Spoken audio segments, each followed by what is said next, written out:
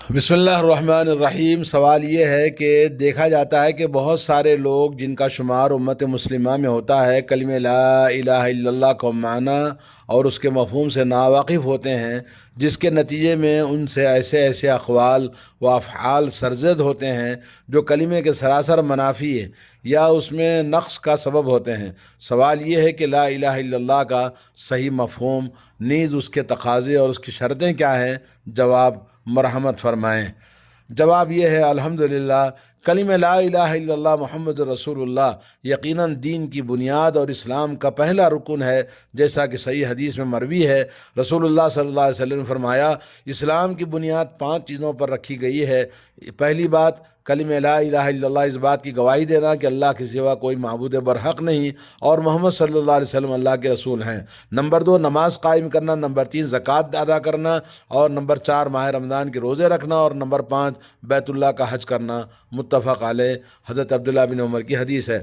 اور ایک حدیث عبداللہ بن عباس رضی اللہ تعالیٰ عنہ سے مروی ہے کہ نبی کریم صلی اللہ علیہ وسلم نے حضرت معاذ رضی اللہ تعالیٰ عنہ کو یمن کو بھیجتے وقت میں ان سے فرمایا، تم ایسے لوگوں کے پاس جا رہے ہو جو اہل کتاب ہیں، تو تم سب سے پہلے انہیں اس بات کی دعوت دینا کہ وہ گواہی دیں لا الہ الا اللہ کی اور محمد رسول اللہ کی۔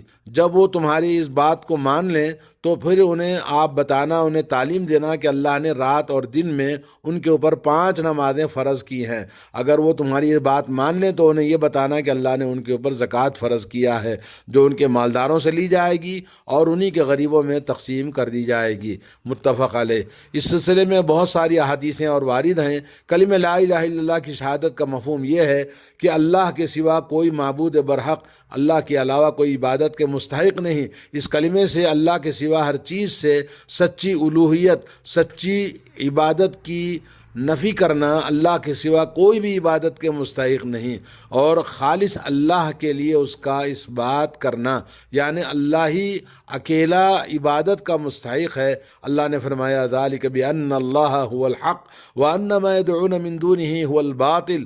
سورہ حج آیت نمبر 62۔ یہ اس لیے کہ اللہ ہی سچا معبود ہے اور اس کے سوا یہ لوگ جس کو پکارتے ہیں وہ باطل ہے۔ اور اللہ نے فرمایا، وَمَن يَدْعُ مَعَ اللَّهِ إِلَٰهًا آخَرَ لَا بُرْهَانَ لَهُ بِهِ فَإِنَّمَا حِسَابُهُ عِندَ رَبِّهِ إِنَّهُ لَا يُفْلِحُ الْكَافِرُونَ۔ سورہ مومنون آیت نمبر 117۔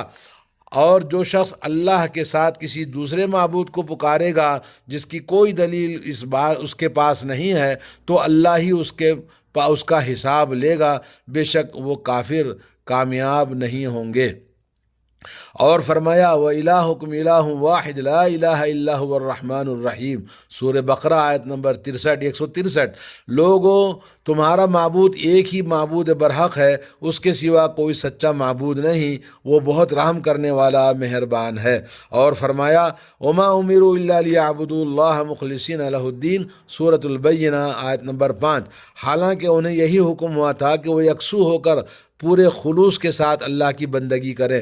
اس مفہوم کی بہت سی آیتیں قرآن کے اندر موجود ہیں۔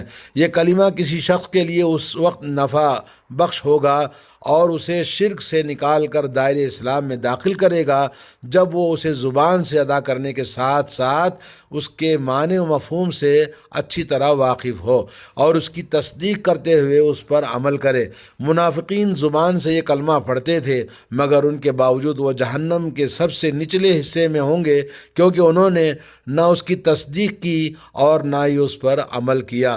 اسی طرح یہود بھی اس کلمے کے قائل تھے، مگر ان کے باوجود وہ انتہائی درجے کے کافر شمار ہوئے، کیونکہ ان کا اس پر ایمان نہیں تھا۔ اسی طرح اس امت میں قبروں، اولیاء اللہ کی مزاروں کی پرستش کرنے والے کافر ہیں، یہ بھی زبان سے اس کلمے کو پڑھتے ہیں، مگر اپنے اقوال اور اپنے افعال اور عقائد سے اس کی صریح مخالفت کرتے ہیں۔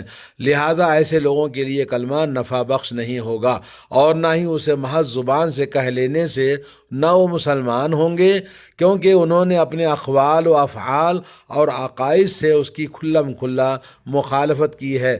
بعض اہل علم نے کلمہ شہادت کی 8 شرطیں بتائی ہیں اور انہیں درج ذیل 2 شعروں کے اندر یکجا کر دیا ہے: علم یقین و اخلاص و صدق کا مع محبت و انقیاد والقبول لها وزید ثامنها الکفران منک بما سوى الالہ من الاشیاء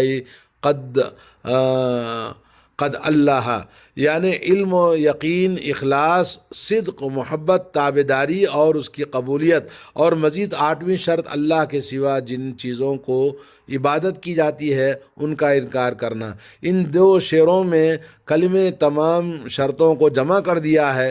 درج ذیل اس کی تفصیل ہے۔ نمبر 1، اس کا معنی علم جو جہالت کے منافی ہو، یعنی پہلی شرط ہے کہ علم جو جہالت کے منافی ہو، اور اسی طرح دوسری شرط ہے یقین جو شک کے منافی ہو، اور تیسری شرط ہے اخلاص، اور یہ اس طرح کے بندہ اپنی ساری عبادتیں خالص اپنے مالک حقیقی اللہ کی بارگاہ میں پیش کرے، اور چوتھی شرط ہے کہ صدق، یعنی اس کلمے کے اقرار میں سچا ہو اور اس کے دل میں زبان سے کچھ اور دل میں کچھ اور نہ رہے، بلکہ دل کی گہرائیوں سے اس کی سچائی کا اس کے دل میں یقین ہو۔ نمبر 5، محبت، یعنی وہ اللہ تعالیٰ سے سچی محبت رکھے۔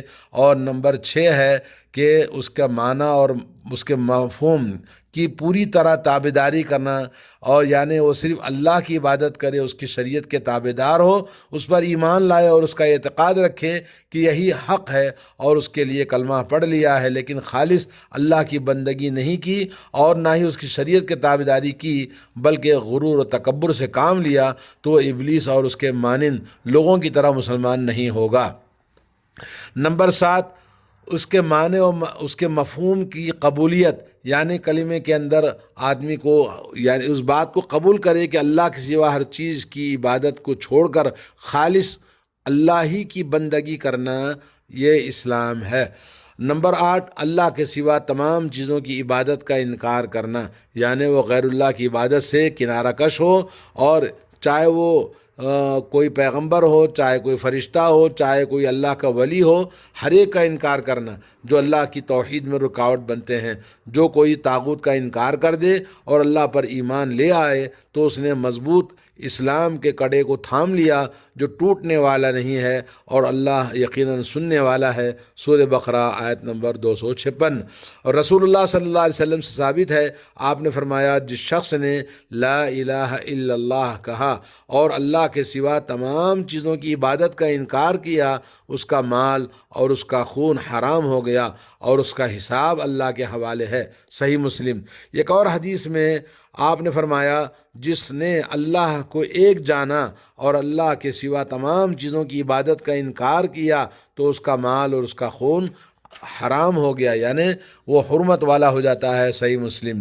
لہذا تمام مسلمانوں پر واجب ہے کہ وہ مذکورہ بالا شرطوں کی رعایت کرتے ہوئے کلمہ طیبہ کے تقاضوں کو پورا کرے، اور جب کسی شخص نے اس کے معنی کو سمجھ لیا اور اس پر کاربند ہو گیا تو اب وہ حقیقی معنوں میں مسلمان ہے، جس کا مال اور جس کا خون حرام ہو جاتا ہے، اور اگرچہ ان شرطوں کی تفصیلات سے واقف نہ ہو، کیونکہ حق بات کا جاننا اور اس پر عمل کرنا مقصود ہے۔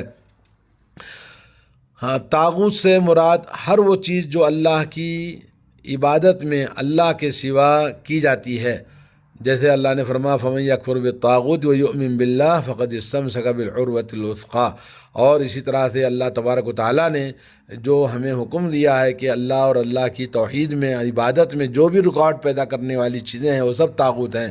البتہ وہ لوگ جن کی اللہ کے سوا عبادت کی جاتی ہے اور وہ اس سے قطعاً راضی نہیں، مثلا انبیاء، صالحین، فرشتے، تو یہ طاغوت نہیں ہیں، بلکہ ایسی صورت میں طاغوت در حقیقت شیطان ہے، جس نے ان کی عبادت کو لوگوں کے لیے مزین کیا اور اس کی دعوت دی۔ اور ہماری دعا ہے کہ اللہ تعالی ہمیں اور تمام مسلمانوں کو ہر بلا سے محفوظ رکھے، آمین۔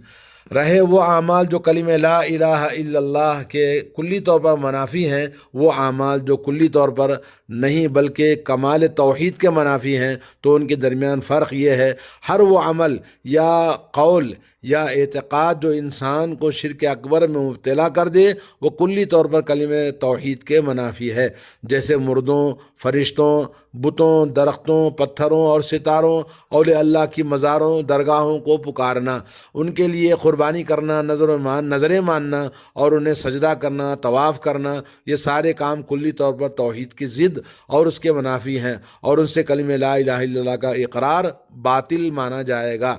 اور اسی طرح سے وہ اقوال و اعمال و عقائد جو ایمان اور توحید میں کمزوری کا سبب ہے تو اس کے واجبی کمال کے منافی ہیں، تو یہ بہت سے ہیں، انہی میں سے ایک شرک اصغر ہے، جیسے ریاکاری ہے، غیر اللہ کی قسم کھانا ہے، اور یہ کہنا کہ جو اللہ چاہے اور فلاں چاہے، یا یہ کہ اللہ کی طرف سے اور فلاں کی طرف سے ہے وغیرہ، اور یہی حکم ان تمام معصیت اور گناہوں کا بھی ہے، یہ بھی توحید اور ایمان میں کمزوری کا سبب ہیں، اس کے واجبی کمال کے منافی ہیں، لہذا ان تمام اقوال و افعال اور عقائد سے دور رہنا ہر مسلمان پر واجب ہے جو کلی طور پر توحید اور ایمان کے منافی ہیں یا ان کے ثواب میں کمی کا باعث ہیں۔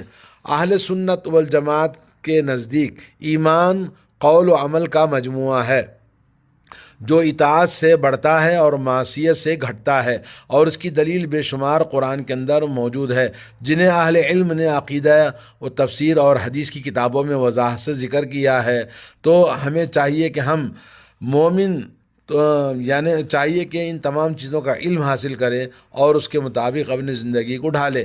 اللہ تبارک و تعالیٰ سے دعا ہے اللہ تبارک و تعالیٰ ہمیں کلمہ لا الہ الا اللہ کی شرطوں اور اس کے تقاضوں کو پورا کرنے کی توفیق عطا فرمائے، اور ہر طرح کے اس کے منافی چیزوں سے ہمیں پرہیز کرنے، توبہ کرنے اور مسلمانوں کو ہدایت دے۔ اللہ تعالیٰ جو مرنے والوں کو اپنے دل میں جگہ دیتے ہیں، ان کے نام کی نظر و نیاز کرنا، ان کی فاتحہ کرنا، ان کی درگاہوں پہ جانا، مزاروں پہ جانا، وہاں دعائیں کرنا، ان کا وسیلہ لینا، یا ان کے عرس میلے ٹھیلے منانا، اور سال میں ان شب برات میں جیسے مردوں کی عید کے نام سے مشہور ہے، تو یہ تمام چیزیں عقائد کے توحید کے خلاف ہیں، ایمان کے خلاف ہیں۔ اللہ توفیق عطا فرمائے۔ والسلام علیکم ورحمۃ اللہ وبرکاتہ۔